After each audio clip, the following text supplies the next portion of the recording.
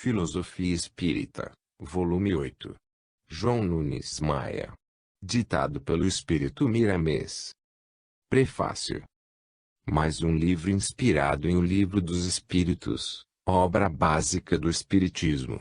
Esta série de livros, intitulada Filosofia Espírita, tem a missão de colocar mais em evidência o Livro dos Espíritos, obra que assegura muita esperança nos corações das criaturas, pela verdade que expõe. Quanto mais ele ficar conhecido como sol doutrinário, mais despertarão os corações para a vida imortal, que continua em todos os departamentos dos planos da alma.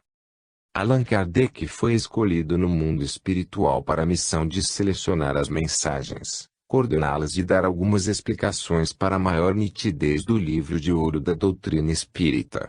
Quando o codificador do Espiritismo estava maduro para o grande empreendimento, veio Jesus em espírito, nos planos da terra, ter com ele, e o Mestre soprou em seus ouvidos um magnetismo divino, de modo que ele pudesse, com mais clareza, selecionar as mensagens para o conteúdo do livro em questão. Todo mês ele voltava pessoalmente, se assim podemos dizer, renovando o sopro de luz no coração do seu discípulo. Com alguns minutos da presença do Divino Senhor, o gigante do amor e da sabedoria ficava renovado em sua estrutura de missionário. Estamos dando algumas notícias desse grande homem para que se possa valorizar mais a sua obra, guia de renovação da vida e reviviscência da obra imortal de nosso Senhor Jesus Cristo. Estes simples escritos, como diz o autor desta obra, são para avivar na mente e no coração dos eleitores as verdades que estão chegando ao mundo, para os homens, pela presença da codificação do Espiritismo com Jesus. Nós temos o grande prazer, um ideal enobrecido, de ver as mensagens autênticas do mundo espiritual circularem por toda a nação, e algumas delas viajando para outros países, esperando que irmãos de outras terras acordem para a luz do entendimento com amor. O livro nobre é uma caridade em silêncio. Há espíritas que esperam modificações violentas dentro da sociedade, que venham mudar o modo de pensar das criaturas de um dia para o outro. Isso não será feito, pelo respeito que devemos ter para com nossos irmãos. Agredir consciências não está na pauta da doutrina dos espíritos. Ajudemos as pessoas por maturidade. Agressões ficam, pois, para religiões e filosofias primitivas que não entendem o direito das criaturas e desconhecem o amor, na função de caridade. Estamos escrevendo com o prazer de falar com quem nos ouve, porque, para nós, falar sobre doutrina espírita é sentir a felicidade para nós e para a humanidade.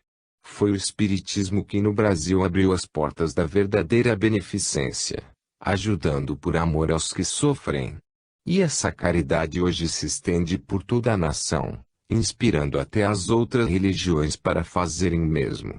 Esperamos que no amanhã os livros espíritas façam parte da feira de todas as semanas das outras nações que têm o hábito louvável da leitura. Este livro Filosofia Espírita, volume 8, é mais uma gota de luz para o crescimento dos homens, é mais uma gota de luz para o conhecimento dos homens. É mais uma irradiação de luz para as trevas da ignorância.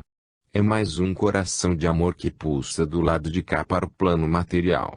Na difusão da verdade, convidamos Jesus, com toda a humanidade, para ficar no meio, vigiando e dando-nos inspirações para fazermos o melhor. Que Jesus nos abençoe sempre. Bezerra de Menezes. Belo Horizonte, 19 de novembro de 1986. Capítulo 01, Livro dos Espíritos, questão 358, Transgressão da Lei. A amblose constitui um crime, por subtrair-se da lei de Deus. É querer desarranjar a ordem do universo, intenção pela qual a criatura responderá por suas consequências funestas. O apelo que a espiritualidade faz aos homens é que reconsiderem sobre esse fato, que analisem antes de praticarem esse nefando ato de falta de amor, lembrando-se da vida que somente pertence ao Criador. Pretendemos que o aborto caia no esquecimento de todos os povos, e que, num futuro não muito longe, ele saía das cogitações humanas. Uma mãe que aborta o filho por motivos banais, por não querer filhos, não pode ser chamada de mãe, um nome sinônimo de amor, e quem pratica esse crime não tem amor no coração. Estamos em um fim de ciclo de duras provas, onde somos testados por várias modalidades de provas, e sendo a humanidade influenciada por falanges e mais falanges de espíritos inconscientes, que receberão a misericórdia de Deus para descer à terra, aproveitando nela oportunidades maiores de aprendizado. Mas eles carregam no coração paixões que transbordam dos seus mal-educados sentimentos, extravasam o sexo de todas as maneiras, procurando nele a felicidade que ele não traz, e daí surgem as tempestades da consciência. Seja a mãe, ou outra qualquer pessoa, que servir de instrumento para abortar uma criança, pratica um crime e, pior, essa premeditação vem da maldade, da inconsciência das leis. Nasce do egoísmo, principalmente da época que atravessamos. São pessoas mentindo a si mesmas, é o fantasma do desculpismo que pretende enganar a consciência, sob a alegação de que os tempos atuais não comportam mais do que um filho ou dois ou, às vezes, nenhum. Vida cara, escola difícil, falta de condições de moradia, não se encontra empregada, mulher e marido precisam trabalhar fora, e daí por diante. São as desculpas mais comuns. E quando chegar a vez desses companheiros reencarnarem, quando essa necessidade levá-los a chorar, esperando por um novo nascimento, o que sentirão eles se, por sua vez, forem banidos do ventre materno? Que eles pensem e tornem a pensar, que meditem e tornem a meditar no porvir, que a sua consciência em Cristo lhes responderá em meio aos seus pensamentos. Encontramos muitos que, no fundo, reconhecem a verdade da reencarnação, mas negam essa lei para entrarem na desordem do crime do aborto, sabendo e fingindo não saber que responderão pelo que fizerem na vida e da vida. O pior engano é pretender enganar Deus. O aborto é um crime de maior monta, em matar quem não tem meios de defender a própria vida, em um corpo que se encontra a formação. O pior é que são muitos os inimigos que o assassino granjeia no mundo espiritual, no ato de abortar uma criança em gestação. Existem, igualmente, muitos tipos de aborto em outras faixas da vida.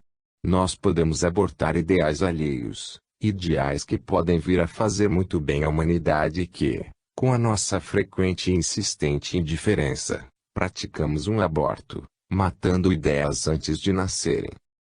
Ajudemos a vida. Alimentemos bons pensamentos no autoaperfeiçoamento, ajudando os outros a fortificarem as suas ideias de caridade e amor. É nisto que consiste em amar Deus sobre todas as coisas e ao próximo como a si mesmo. Não devemos, também, abortar os nossos sentimentos do bem porque ouvimos falar das pessoas que fracassaram com os ideais de fraternidade. Se necessário, sem que o procuremos, entreguemos a vida, para que o amor se espalhe por toda a parte, fazendo morada em todos os corações. Capítulo 02, Livro dos Espíritos, questão 359, Preferência.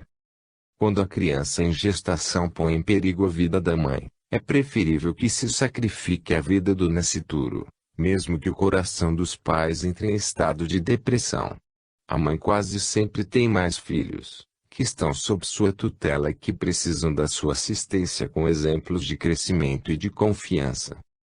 Certamente que existem inúmeros filhos órfãos que não são da bondade de Deus, que sobrevivem e, em muitos casos, atingem certa projeção em variadas atividades. No entanto, não seja por isso que vamos sacrificar a mãe para que nasça uma criança já órfã. O Livro dos Espíritos nos recomenda, quando os espíritos respondem à pergunta do codificador, de modo claro e sem retoques, preferível é que se sacrifique o ser que ainda não existe a sacrificar-se o que já existe. Não é taxativa a resposta, atentemos para a palavra preferível. Essa resposta nos mostra muitos ângulos da atividade humana, e mesmo espiritual. É preferível um mal menor quando não se pode livrar dos dois, mas a doutrina dos espíritos nos ajuda na autoeducação, de modo a nos livrarmos de todo o mal, procurando, por todos os meios, desconhecer os caminhos que possam nos levar à desarmonia da vida. E para tanto, devemos ser conscientes de todas as leis de Deus que nos cercam e assistem. Um dos modos pelo qual dá para percebermos alguns vínculos de lei conosco é a meditação, que não deve faltar na nossa vida. Conhecemos seres altamente iluminados que ainda se entregam à meditação todos os dias. Com esse ato divino, flui para o seu coração, sede dos sentimentos, a claridade da certeza do que deve ser feito. É o buscai e achareis, é o batei e abrir-se-vos-á de Jesus. Nada conquistamos sem o nosso esforço próprio, como parte de nós, para a paz de consciência. Irmão em Jesus, quando não puderes manter a paz plena em teu lar, é preferível a discussão equilibrada do que desfazer o ninho familiar. Entretanto, esforça-se todos os dias para harmonizar a casa. Quando o casal não consegue viver junto, havendo o risco de uma tragédia no seio sagrado da família, é melhor apartar-se, porém, nunca deixes de te esforçar para manter a paz no lar. A preferência, no nosso modo de entender, ocupa muitos lugares, como os que mencionamos, mas não guardemos no coração as preferências, deixando que elas condicionem a nossa vida. Preferível mesmo é viver no amor, aquele onde a fraternidade cria o céu interior onde Deus e Cristo possam habitar, e a consciência nada tem a dizer ao contrário. Façamos tudo para não alimentarmos na nossa vida as ideias de acaulosia, aborto, do talo ou tronco da planta, porque é um crime querer desfazer o que Deus fez com amor. A vida pertence ao Senhor, e Ele colocou Jesus como vigilante daquilo que é o mais sagrado de todos os dons, a vida. Quem anda com o Cristo no coração não sacrifica vidas porque desaparece o preferível. Capítulo 03, Livro dos Espíritos, questão 360, Respeito. A palavra respeito fala muito profundamente na alma daquele que deseja compreender os ensinamentos de nosso Senhor Jesus Cristo. Uma criança, ao nascer sem vida, mostra a vida obedecendo à lei divina, a lei da justiça. Os pais, no momento, sentem-se agredidos pelo destino. Isso, porém, quando não compreendem a vontade do Criador. Nada há de errado no turbilhão dos acontecimentos espirituais e mesmo na Terra. Tudo obedece à vontade de Deus. Vejamos o que diz Paulo aos Tessalonicenses, na sua primeira carta, capítulo 5, versículo 18.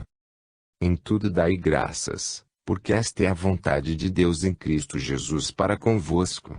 Entra, pois, aí, o respeito para todos os acontecimentos, tirando deles o que move, a razão de ser do que ocorre na vida.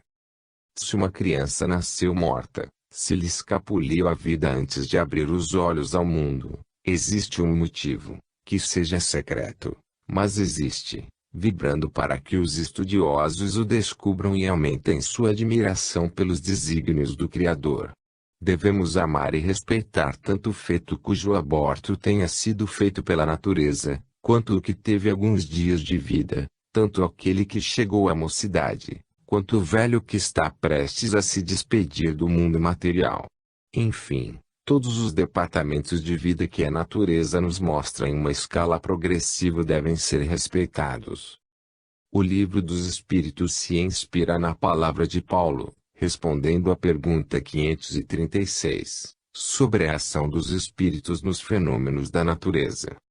Tudo tem uma razão de ser, e nada acontece sem a permissão de Deus. Por que somente respeitar o espírito? O respeito deverá ser extensivo a tudo o que existe, porque nada foi feito sem que Deus o haja abençoado. Se alguém nasceu para não viver fisicamente, dentro do padrão normal dos homens, está com essa atividade interceptada por motivo justo. A justiça vê sem os olhos dos homens, sente sem os sentimentos dos mesmos, e nunca erra o endereço dos culpados. Procuremos meditar sobre o assunto que ora ventilamos nesta página, que o entendimento abrir-se-nos-á de modo a entender a vontade soberana, que palpita em todos os rumos, fora e dentro de nós. Por que deixar de respeitar um ser vivente, apenas porque não vive no nosso reino, na faixa em que habitamos? Verifiquemos a vida dos grandes santos e dos grandes sábios, e notaremos o amor que eles dispensavam a tudo e a todos. Um dos exemplos nobres foi o poverelo de Assis, cujo amor passou por todas as escalas da terra, amando até a luz e os astros com a mesma intensidade que o seu amor pôde alcançar. Justificando o que falamos, ele, depois do desligamento dos laços que o prendiam à matéria, voltou para demonstrar respeito, agradecendo ao corpo inerte à vista humana, mas cheio de vida aos olhos do espírito iluminado. Respeitemos a vida, que a vida nos devolverá em forma de gratidão pelo amor dispensado àquilo que o Senhor tocou com a sua mão de luz.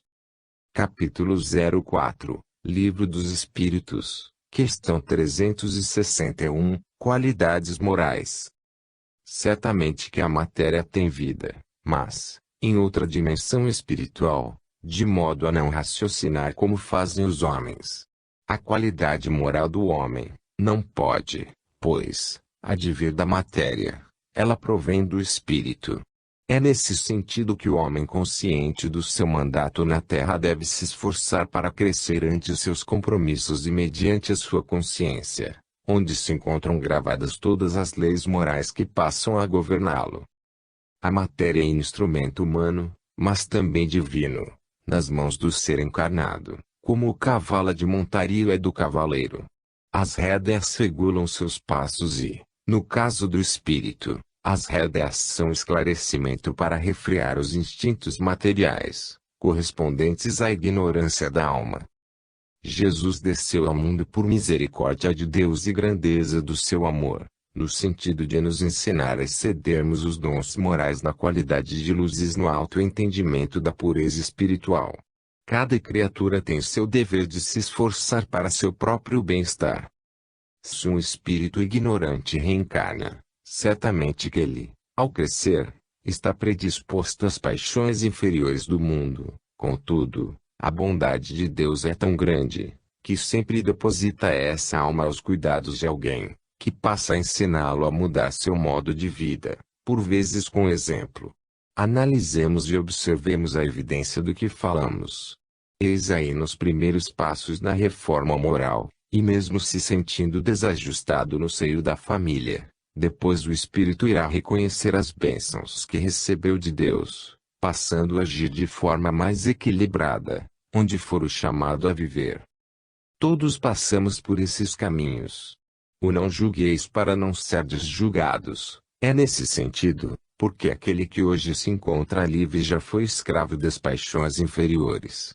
A escalada da vida que leva no seio da humanidade, em tudo que faz, norteiam seus sentimentos para o bem-estar da humanidade e, ainda mais, os seus exemplos de amor fazem notar a sua grandeza de coração.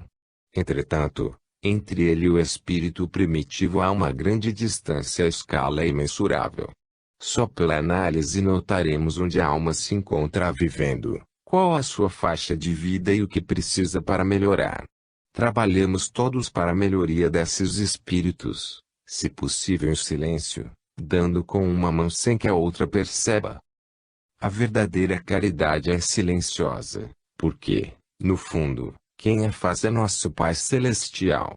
A doutrina dos Espíritos vem nos ensinar a desabrochar as qualidades morais que temos, como talentos divinos, com o nosso esforço de todos os dias. A consciência em Cristo vem nos aventar o prosseguimento na caridade e no amor, forças de Deus que moram em nós, esperando a nossa vontade de praticá-las. Há muitas classes de espíritos encarnados na Terra, e na erraticidade, conforme já falamos. Eles vão melhorando gradativamente, entendendo assim que somente o tempo, sob as bênçãos de Deus, pode ajudar a purificar a alma ou, Mais acertadamente, desperta nela todas as qualidades que Deus depositou no cofre do seu coração. Capítulo 05, Livro dos Espíritos, questão 362, Espíritos Levianos. As classes dos espíritos são em grande variedade e podemos observá-las pelo comportamento dos espíritos, tanto encarnados quanto desencarnados. Os espíritos levianos nem sempre são maus espíritos que se aproximam dos homens inspirando maldade, o ódio e a vingança. Eles são mais brincalhões, iguais aos muitos que se pode ver dentre os encarnados. Eles têm uma grande sutileza em usar o humorismo, introduzindo nas brincadeiras assuntos de gozação sem, contudo, avaliar o tempo que gastam em coisas fúteis, mormente quando se encontram muitos deles juntos. Alguns são viciados contumazes. É uma classe de espíritos muito grande e eles não toleram os espíritos sérios. Acham que são fanáticos, somente porque resguardam os pensamentos das leviandades, que podem levar o desapreço às coisas nobres. São realmente maliciosos, instigam as intrigas, e sempre desejam fugir quando veem a coisa tomar outro caráter, que por vezes não era a sua intenção. Aqueles que se encontram nessa faixa de espíritos levianos devem procurar companhias melhores e vigiar seus pensamentos, para que não venham a atrair espíritos igualmente levianos. O semelhante sempre se encontra, por lei, com seus iguais. Há diversos meios que podemos usar para trilharmos o caminho do aprendizado de Jesus. Procuremos obliterar as conversações que não condizem com o equilíbrio do Evangelho, mesmo que venhamos a sentir alguma rejeição íntima. Ela é o sinal de que existe algo de leviandade dentro de nós. Observemos todos os dias os nossos pensamentos, o que eles procuram dentro da sua dinâmica de formar ideias, e ajudemo-nos na modificação sem violência, porque a violência, mesmo no combate ao mal, não é forma inteligente. A leviandade desmerece os acertos da vida, no que se refere à vida reta, e desvaloriza o próprio homem ante a sociedade a que pertence. Alguns podem até achar interessante o seu humorismo picante, mas esses mesmos não lhe depositarão maior confiança, por lhe conhecerem as atitudes levianas que podem derivar dos seus gracejos. No mundo, estamos entre um grande número de espíritos levianos, mesmo na classe chamada alta, e é por isso que a própria política se encontra em decadência. Já falamos alhures que enquanto os homens não colocarem o Evangelho de nosso Senhor Jesus Cristo como carta magna na direção de todas as nações do mundo, os caminhos da humanidade se encontrarão cheios de perigos, sem darem aos mesmos homens estabilidade de vida e segurança de viver. Só não conhece quem não quer. Na Terra já se encontram todas as diretrizes para o autoaperfeiçoamento das criaturas que desejam melhorar. As enfermidades que pululam na Terra e que fazem sofrer a humanidade levam à busca da melhoria espiritual. Quando a humanidade passar para um grau mais elevado na escala dos mundos habitados, as enfermidades irão desaparecendo do planeta, e ele irá se tornando um mundo semelhante a um paraíso, onde o amor será o ar que se respira, a fé, a água que se bebe e a fraternidade, o alimento que se ingere. Mas, para tanto, é preciso trabalhar dentro de si diariamente, para que o diamante que Deus depositou no coração seja lapidado pelo esforço próprio, fazendo-se brilhante na eternidade da vida. Abolir a leviandade da vida é entender o chamado do Cristo em direção ao céu, na intimidade da alma. Capítulo 06, Livro dos Espíritos, questão 363, Paixões diferentes. As paixões que têm os espíritos que moram na Terra e que viajam com ela na sua órbita, como sendo o seu mundo espiritual, não são diferentes das dos homens. Elas são as mesmas, porque eles se sucedem pelos processos das reencarnações. Os espíritos são os mesmos homens, e os homens são os mesmos espíritos, que se entregam às mutações como força da lei do progresso espiritual. Convém que todas as criaturas estudem mais as leis de Deus, que passem a conhecer na sua profundidade, os ensinamentos de Jesus Cristo, porque a verdade, no dizer do Mestre, nos coloca em liberdade. Os homens, quando enraizados nas paixões inferiores, levam-nos para além túmulo e, por vezes, ainda mais fortes, que se encontram em estado de espírito, sem o entrave do corpo. O espírito, quando passa para a carne pelos processos das vidas sucessivas, igualmente traz as suas paixões, se as tem, de modo a educá-las ao passar por variados abrolhos dos caminhos. Não nos percamos nos emaranhados das ilusões. Onde quer que estivermos, os métodos educativos se encontram a nos espreitar de maneiras diversas, e para entendermos as lições, a vida nos aplica muitos meios que correspondem às nossas necessidades. As paixões da alma devem desaparecer. Certamente que é difícil essa limpeza, por estarem entranhadas em muitos corpos que o espírito usa para sua jornada na terra. Contudo, não devemos esmorecer. Todo aquele que venceu na vida começou algum dia a dar os primeiros passos no aprendizado, na autoiluminação. Para começar basta buscar os caminhos de Jesus, como mestre dos mestres, que não cerrará o ideal da felicidade. Verifiquemos hoje mesmo quais as paixões que vibram em nossa alma e não deixemos para amanhã o combate a elas.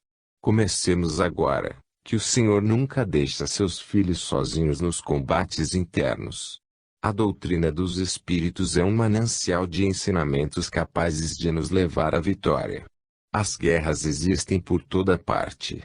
No entanto, os homens esqueceram que a verdadeira luta proveitosa é a que travamos no nosso interior, no combate com nossos inimigos do coração, e os piores são o orgulho e o egoísmo, fonte de onde dimanam todos os outros, contrários ao bem-estar da alma.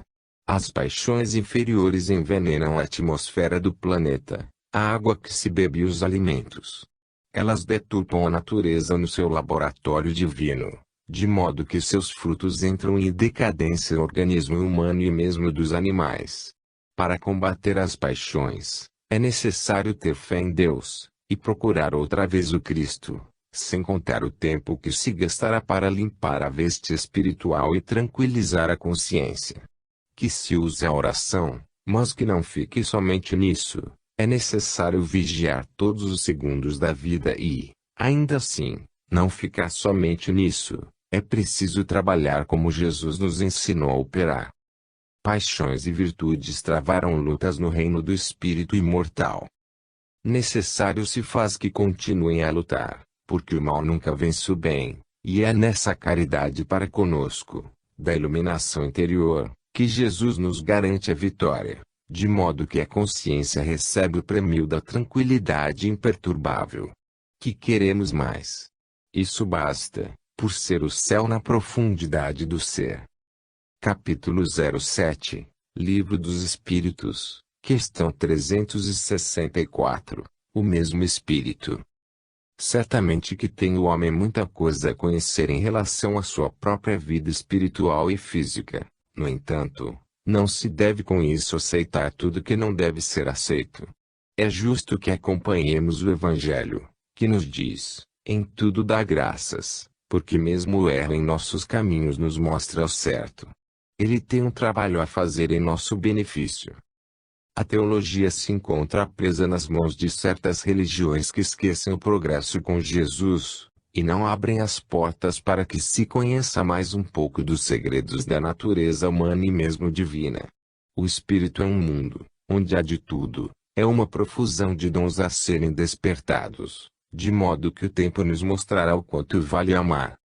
Quando um homem se encontra na plenitude do amor, essa manifestação não é da carne, é provinda do celeiro da alma, e quando se manifesta nele o enorme tributo da inteligência, é o mesmo espírito mostrando talentos amadurecidos, aflorando essa qualidade grandiosa que fala de Deus.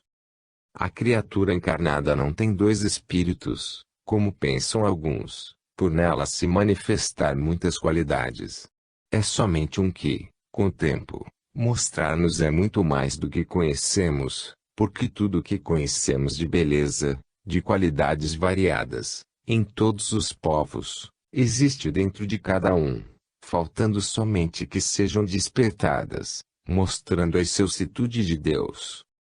Todos os espíritos são perfeitos, e não poderia ser de outro modo. Tudo que sai de mãos perfeitas não pode mostrar imperfeição. As qualidades se encontram intrínsecas, em estado de sono, no imo da alma. A alma, quando atinge certa classe espiritual, é produto de valores que se mostram pela sua elevação.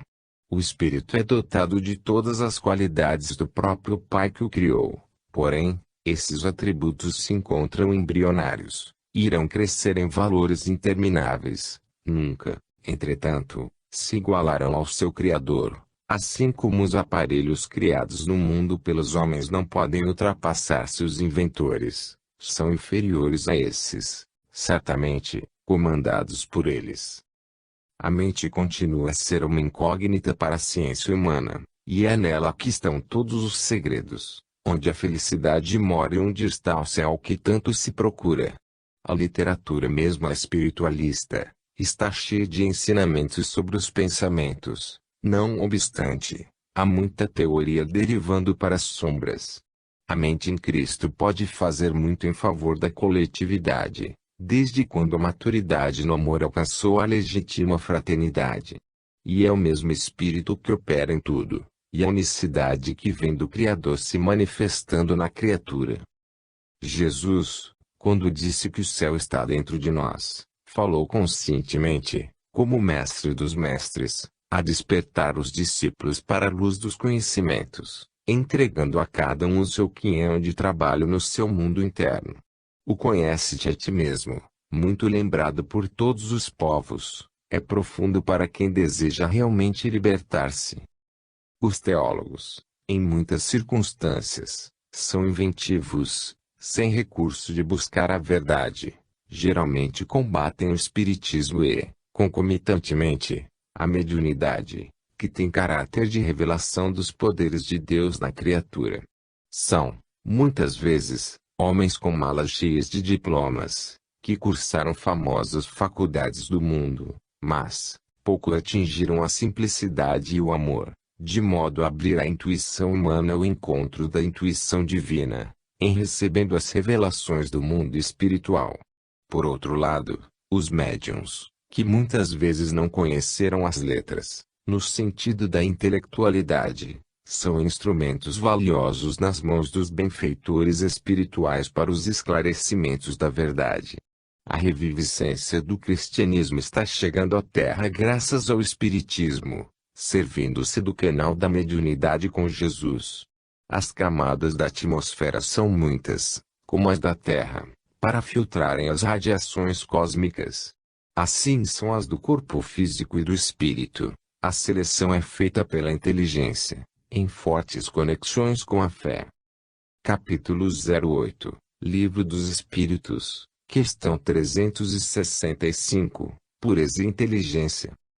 Inteligência não é sinônimo de pureza espiritual, é um dos dons para o alto. Ela serve, e muito, como instrumento da alma para progredir, quando é usado para a felicidade de todos os seres. Podemos verificar grandes inteligências servindo de instrumento de Deus para a paz do mundo, e outras tantas usando-as para a guerra, aumentando a peste e a fome no mundo. A inteligência só entra na faixa da pureza quando em completa harmonia com o amor, como nos mostra o exemplo de nosso Senhor Jesus Cristo. Ela, para o mal, é como que o combustível ou inflamável que se derrama próximo ao fogo.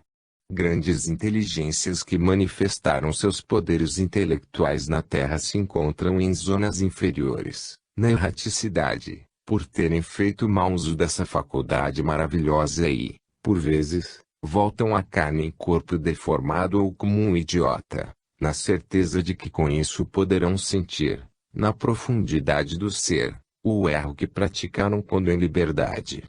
De outra vez que retornarem à Terra, pela lei das vidas múltiplas, aplicarão a sabedoria para o bem de todos. O homem inteligente pode ser uma criatura viciosa, como não? Depende do espírito que naquele corpo se move. Na maior parte, são espíritos em busca da realidade, que se desenvolveram em uma direção, faltando-lhes o amor, respaldando seus impulsos, acendendo a luz da fraternidade no coração.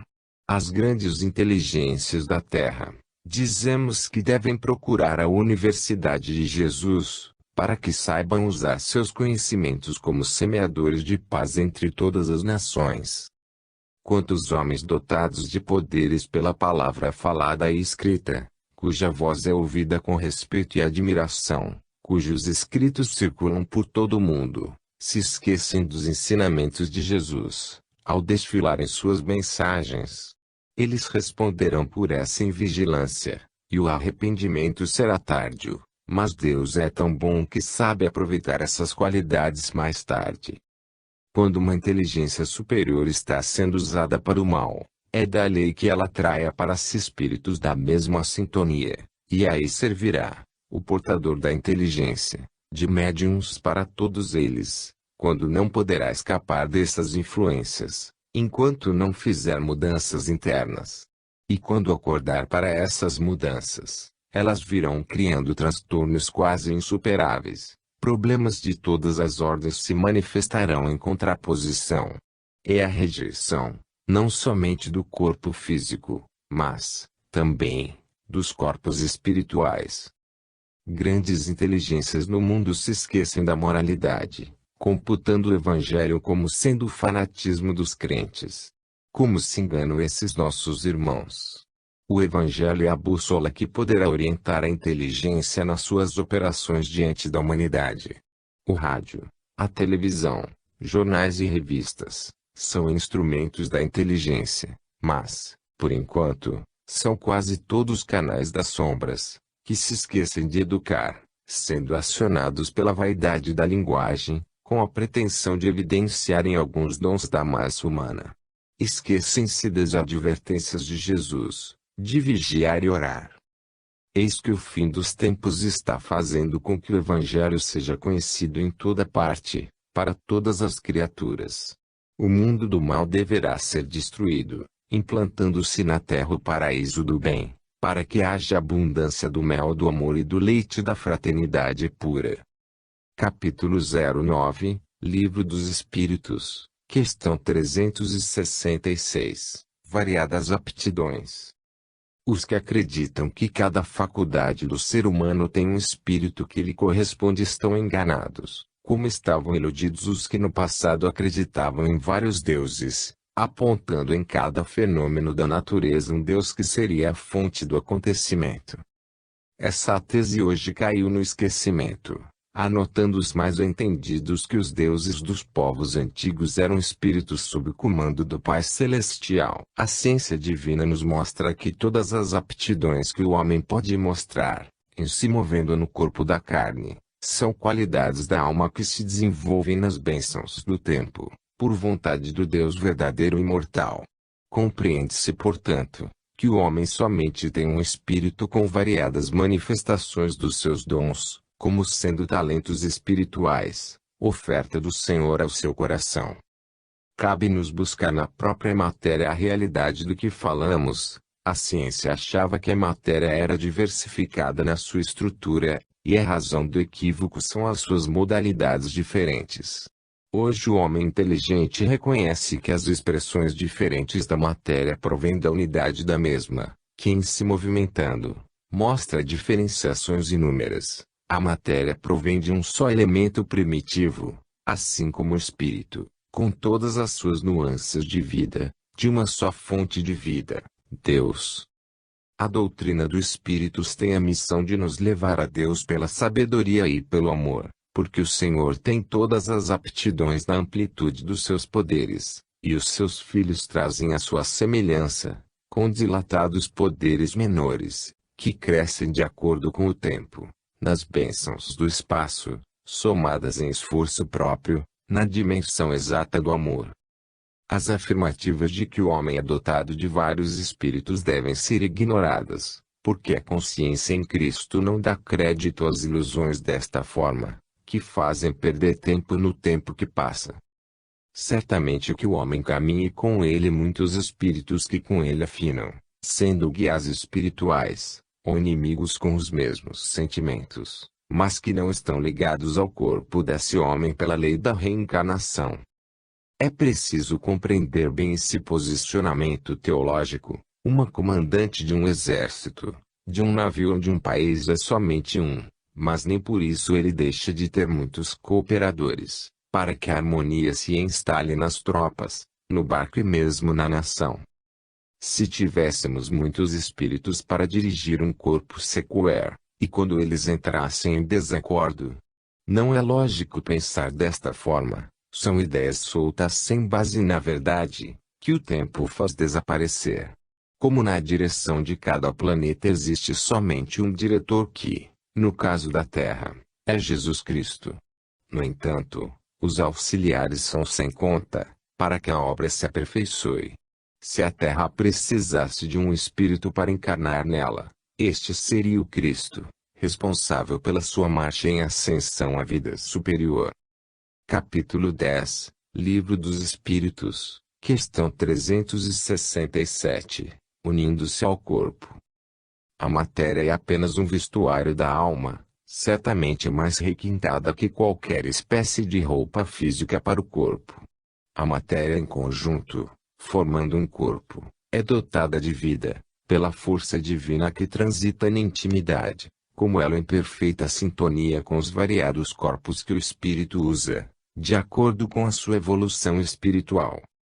Observando uma fruta, notaremos que os corpos que guardam a sua essência se sucedem, desde a película que envolve a semente, a casca mais grosseira que a protege efetivamente. Assim é o espírito, ele se reveste de variados corpos para cumprir sua missão no mundo. Mesmo onde trabalhamos, no mundo espiritual, necessitamos de muitos corpos para a estabilidade dos nossos dons espirituais. Um outro exemplo bem simples: a água que corre para as casas, não pode chegar lá para seu consumo, sem os canos que as conduzem, as caixas d'água, as torneiras e os filtros. Isso tudo é Deus operando em toda parte, mas, como um só Espírito, na diversidade de todos os seus filhos do coração. O espírito não herda da matéria, ele se aconchega a ela para manifestar seus atributos de espírito. Mesmo que encontre barreiras enormes, ele consegue mostrar o que é, pelos canais dos seus poderes espirituais. Convém ao homem estudar a si mesmo, nunca começar onde terminam as faculdades. Principalmente o espírita, este deve conhecer primeiramente sua veste de carne, para que possa com facilidade adentrar os outros corpos. É nesse avanço que poderá sentir a verdade e dizer: estou conhecendo a mim mesmo, estou adentrando na verdade, em busca da libertação. O espírito, quando se une ao corpo, por vezes apaga suas aptidões, em estado de prova, mas elas não morrem, podem atrofiar-se para que, no porvir, cresçam mais. As provas são para despertar a alma para uma aventura maior. Mesmo com a doutrina dos espíritos se fazendo presente no mundo, com toda a sua riquíssima literatura mediúnica, ainda existe muito a aprender, porque a revelação tem que ser gradativa. Isso é lei espiritual. Grandes instrutores do mundo maior estão filtrando essas revelações, porque a verdade, onde não pode ser dita, pode causar desarmonia, tanto quanto o amor, onde a compreensão não se encontrar elevada na pureza dos sentimentos. O que somos, não podemos esconder, mesmo revestidos por um corpo de carne. Os talentos espirituais se afloram, dando a conhecer quem ali se encontra. Certamente que, tendo um corpo de instrumento, esse, defeituoso, impede a alma de certas atividades, mas, logo se nota que dentro dele se aloja uma alma, do porte que ela conquistou na escala da vida. O organismo, em certas circunstâncias, impede o espírito de se mostrar, mas esse, com o tempo, vai dominando todos os departamentos energéticos do próprio corpo, e se mostra na plenitude que conquistou. Que Jesus nos abençoe a todos nas nossas pesquisas espirituais. Capítulo 11, Livro dos Espíritos, questão 368, União com o corpo. Após a união com o corpo, o espírito sente enfraquecidas suas faculdades mais nobres, principalmente quando os órgãos não correspondem às suas necessidades de exercitá-las no cômputo das suas obrigações. Eis porque a variedade de dons é enorme. Os homens ignoram os valores que possuem no coração, que devem ser despertados paulatinamente pela força do tempo, em conjunção ao progresso. Cada corpo com o qual o espírito se reveste é certo entrave para a alma, mas é nessas prisões necessárias que ela desenvolve suas faculdades espirituais. As vestes dos espíritos são muitas e elas igualmente despertam seus valores, porque nada fica inerte na criação de Deus. Tudo cresce para a frente e para o alto. É lógico que o espírito livre do fardo físico se encontra mais desembaraçado, de modo que sua inteligência expande com seus recursos espirituais, e o corpo filtra esse impulso divino para que haja esforço mais intenso no desabrochamento dos dons espirituais. O homem ainda é ignorante acerca das funções dos variados corpos que o espírito possui. O vós sois deuses é motivo de esperança para todos nós. Estamos sempre alcançando mais além, e com a certeza de alcançar mais, até o infinito. O espírito é comandante da organização fisiológica, quando encarnado. No entanto, é submetido aos diversos impedimentos, como o homem dentro de um escafandro e no seio das águas, cheias de perigos e, por vezes, agitadas. É como querer ter a mesma liberdade de correr na floresta como na campina. O ar é leve e pode se movimentar nele com agilidade, mas, no lodaçal as dificuldades são bem maiores. Assim é o corpo de carne. Não podemos esquecer que, em raros casos, há espíritos que dominam mais as dificuldades da matéria e expressam com mais liberdade o que são.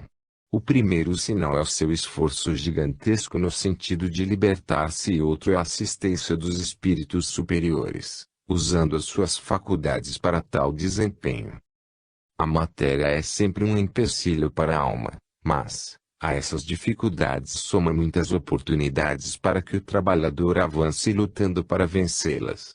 Não se pode esquecer os grandes vultos da humanidade. Eles usaram muitos meios para se libertarem da opressão da matéria a fim de manifestarem, mesmo dentro dela, suas qualidades espirituais, servindo de exemplos para que outros de menor expressão copiassem seus valores.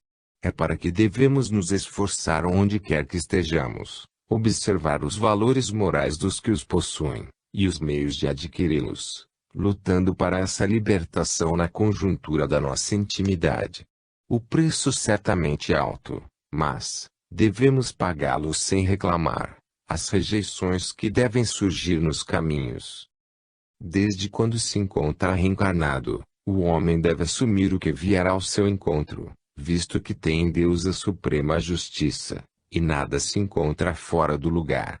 São lições para o seu próprio bem.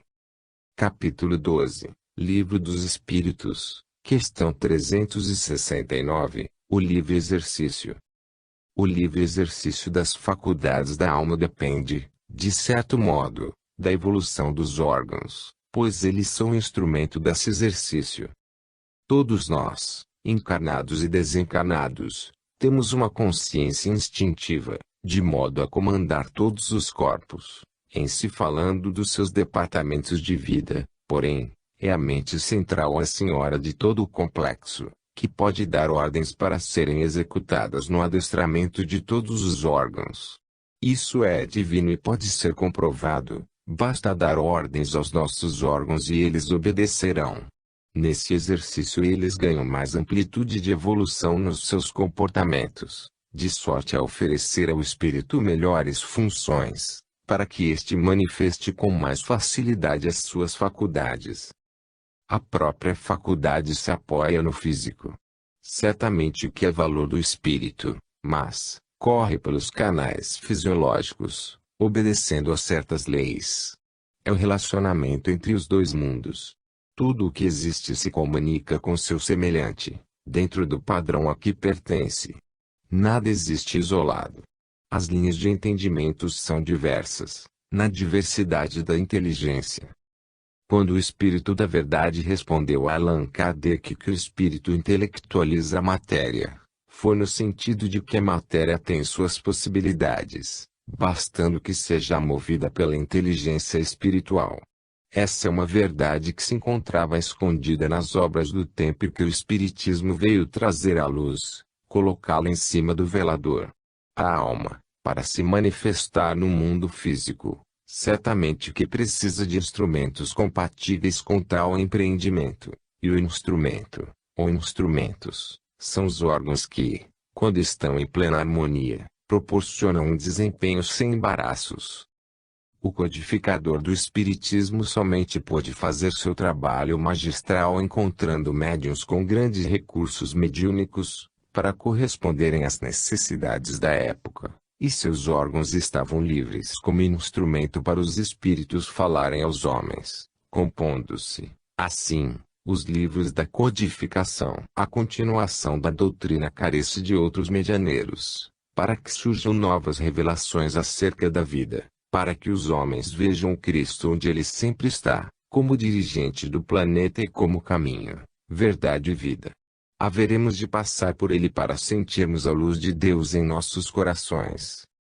É necessário um corpo bem adestrado, acostumado com vibrações elevadas, para servir de instrumento aos benfeitores espirituais, bem como para a manifestação dos próprios e, consequentemente, dos valores conquistados. Se há embaraço do corpo para o espírito manifestar seus dons, ao mesmo tempo isso é oportunidade para trabalhar pela evolução do mesmo. Lembremos da fala de Paulo, o apóstolo, em tudo dá graças. Capítulo 13, Livro dos Espíritos, questão 370, Efeito e causa. É importante que não se confunda efeito com causa. Os efeitos nos mostram que existe uma fonte de todas essas consequências. Todas as faculdades da alma dimanam dela mesma e, quando encarnada, ela se serve dos órgãos para se mostrar ao mundo tal qual ela é, na soma de suas qualidades espirituais. Os efeitos são anúncio de que existe uma causa. Certamente que os órgãos materiais, como instrumentos do espírito, estando danificados, esse encontra dificuldades para expressar seus sentimentos, e dar sua mensagem falada e por vezes escrita aos seus irmãos em caminho. E ainda mais, existe a comunicação entre os dois mundos, desde quando o homem é homem, e a matéria fica no meio das duas inteligências, em se servindo na ampliadora, e às vezes condensadora, um reduz e outro amplia suas vibrações, para que exista sintonia de entendimentos, eis aí a mediunidade. Se podemos dizer, a matéria é oprimida, para que aconteça sua purificação. O espírito intelectualiza a matéria, e ela avança com o progresso, para fins que os próprios homens desconhecem, embora alguns já tenham uma ideia do que poderá ser a matéria viajando nos milênios incontáveis. Pelo que sabemos, o princípio de todas as diversidades dos dons reside no amor. Amor esse ainda desconhecido nos liames da carne. Um exemplo dessa fonte pura se encontra em Jesus Cristo, onde o amor era um celeiro de luz, de modo a tudo fazer com uma simples vontade sua. Paulo, o apóstolo, chegou a compreender esse amor de Jesus, e escreveu alguma coisa sobre ele nos seus sagrados pergaminhos. Os cristãos da atualidade conhecem um pouco desse amor, mas, na feição da teoria, esse estado da alma somente é conquistado ou despertado no correr de bilhões de anos, no exercício do bem sem interrupção. A alma somente cresce no amor. Ele, por enquanto, se encontra dividido no mundo, para que os homens possam suportar essa verdade mais profunda. As faculdades do espírito independem dos órgãos. A alma precisa deles para realizar as comunicações na faixa material, e essa comunicação pode ser cerceada pelas decadências dos órgãos em questão. O espírito encarnado, quando em duras provas, tem os seus órgãos dificultando que ele expresse suas faculdades, que são interrompidas, no sentido de que os sentimentos se eduquem para novas tarefas no porvir. Nunca, porém, da matéria nasceram as faculdades inteligentes. A causa de todas elas se encontra na alma, semente divina de Deus, que se reveste de variados corpos, como se dá na própria natureza. Pode-se dizer que o universo é o corpo de Deus, tornando-se visível para os habitantes dos vários mundos. Esses mundos, como os espíritos, são instrumentos da vontade de Deus em todas as direções da vida. Para confirmar a existência desse Pai de amor, basta verificarmos entre as coisas com que lidamos, o que não foi criado pelos homens. Quem as criou? A mecânica do universo e a harmonia da criação parte de uma causa divina, na sublime expressão do amor. E lembremos-nos da palavra de João, o evangelista. Deus é amor. Capítulo 14, Livro dos Espíritos, questão 371, Idiotismo. O fato de um espírito encarnar com a prova do idiotismo não quer dizer que será ele um espírito ignorante. Podemos dizer, aí sim, que ele fez mau uso das suas faculdades em outras reencarnações, e nesta, como cretino, repara as suas faltas no corredor dos tempos. Um idiota pode ser um espírito de grande evolução científica que, descuidando-se do seu saber, influenciou muita gente nos caminhos do mal, esqueceu a moral da forma que nos ensina Jesus, e da educação que todas as religiões e filosofias espiritualistas ensinam, e, ainda mais, pelos exemplos dos grandes vultos da humanidade, cujas vidas são páginas imortais, que devemos copiar todos os dias para a nossa felicidade, tendo nosso Senhor Jesus Cristo como a mais perfeita força do amor. Observando um idiota, notaremos que os órgãos não lhe dão condições para o bom exercício das suas faculdades. Mesmo que lhe faça todos os esforços, não consegue. O Evangelho nos traz notícias de muitas curas que o Mestre fazia, e ele dizia quase sempre depois das curas: vai e não peques mais.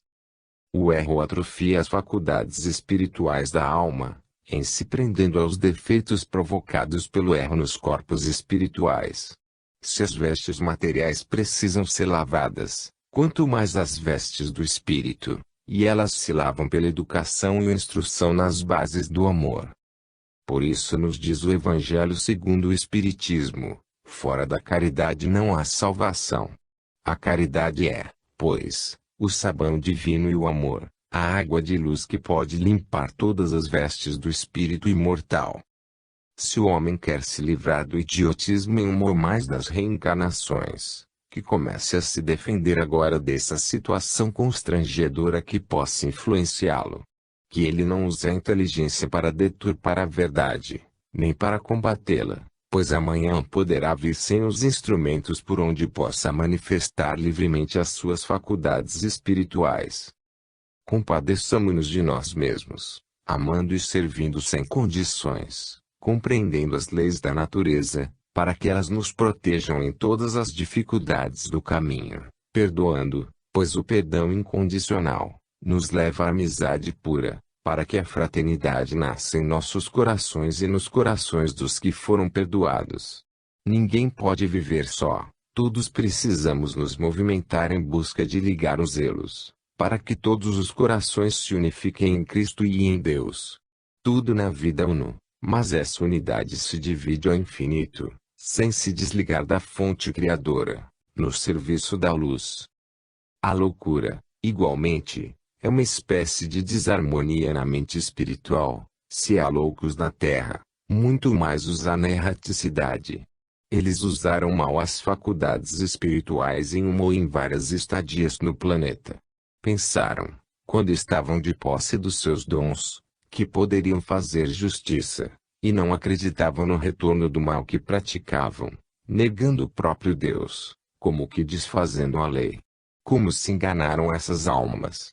Quem faz mal aos outros está fazendo mal a si mesmo, e as consequências são desastrosas em seus caminhos.